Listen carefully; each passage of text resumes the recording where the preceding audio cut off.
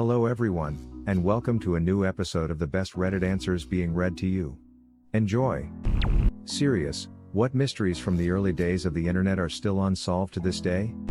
I remember that extremely creepy video of a young guy with longish hair and a very odd way of speaking. I think it was a combination of accent and speech impediment, talking about grave robbing and how to prep the remains for sale. I remember specifically him going into great detail into how to properly clean out the skulls so they wouldn't rattle when you shook them. Nobody ever came up with an identity, location, or even a solid answer for who was buying the human remains or why. Anyway, I haven't been able to stop thinking about it for a long time, because last year a man where I live was arrested for doing the exact same thing. He was digging up graves, taking the remains, and methodically cleaning them for sale. Sale to who? For what reason? It literally drives me insane. Just how many sex offenders did I talk to as a 13/F/NC in all those AOL chat rooms? Or was I really just talking to other idiot teenagers? That and what happened to Rotten.com. So many. As a boy, pedo dudes in AOL chats were way open about it all, very few pretending to be another kid. There was that guy in the middle 90s who designed his girlfriend using software. He ended up with something like a mugshot, then posted it, hoping to find her in real life. He swore he was in love with her, this image he had created. He became an immediate laughingstock. I can't locate any links, but I remember one person referring to the girl as Chiclet Teeth. Anyway, I wonder if the guy ever found her. I want to know more about this one. The guy who went caving.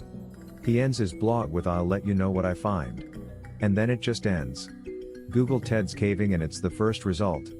That was one of the best internet horror stories.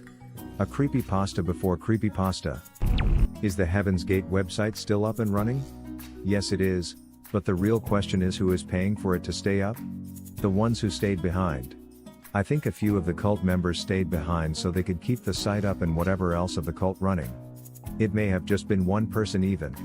Yeah, if you could skip going to heaven and be the website admin, that would be great. Wouldn't say early internet but interesting nonetheless. There was a multitude of killers who have posted on 4chan. One who asked the question, what does /b/keep in the freezer? They then proceeded to post pictures of body parts with timestamps to prove it authentication. Another one was, again 4chan, a guessing name of a missing person and provided a freebie which when guessed correctly lead to the coordinates of where the body was buried. Are you pooping me or is that true?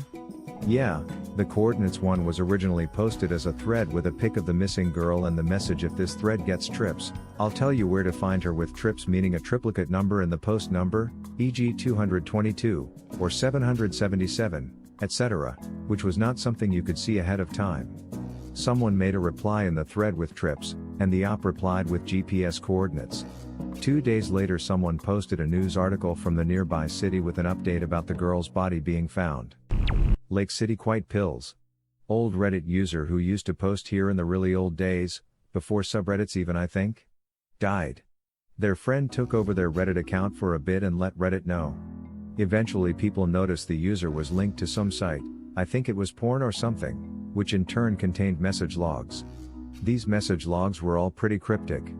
The logs eventually mentioned holding a service for the dude who died but gave weird requirements like not giving your real name to hotel staff, not being tailed, only American currency and to remain low profile. Stuff like that. People are a bit suspect of this, and during the same night this party is meant to be happening some mobster is killed close to the venue of it by hitmen. Website after a while was taken down and all that remains are screenshots of the original logs. Barely Sociable has a vid about the topic on YouTube which will do it far more justice than I have here, but it is certainly the oldest thing I know of.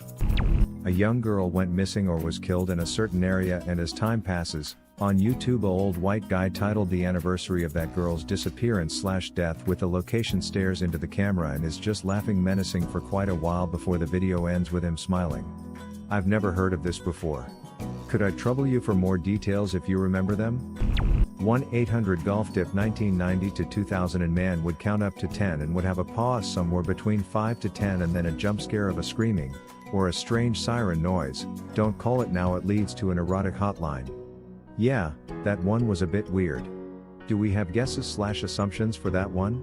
That one was really interesting and I really want to know what it was. Even though I know we will never really know.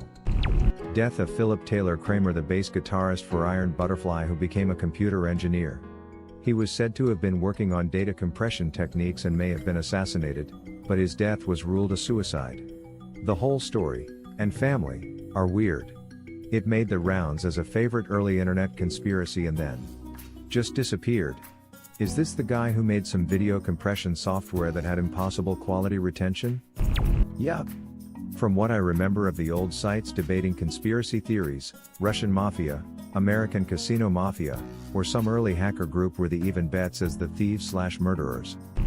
Who won the Zach and Cody Danimals cruise? Whoa! I know the answer and can participate for once. This guy won and ended up going semi-viral a couple years ago.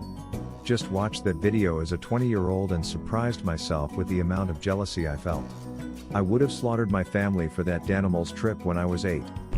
I can only think of Numa guy and wonder what the legend is doing now. I think he's a lawyer. I think that's the Star Wars kid. It's the kid from Dick Tracy who became a lawyer. He was also Peter Pan's son in Hook. Who was Sardar Argic? TLDR, it was a bot that would search the Usenet feed for mentions of Turkey, and then post diatribes denying the Armenian genocide. Who actually ran the thing was never known. Ha, this must still run today on Reddit and Instagram posts. Tourette's guy. It's been proven that it was a fake, but as far as I know nothing is known about the actors or the filming of it. It's all very vague. Still makes me laugh though. Someone found the house they film in, somewhere in Ohio. I do wonder if the other people in the videos are actors too. We all know Tourette's guy, his son, his dad, I'm gonna call him Grandpa, and his ex-wife are all probably actors, but what about the black lady at the store who slapped Grandpa? Did the guy playing Danny actually bust into the grocery store's bakery to ask for the bathroom?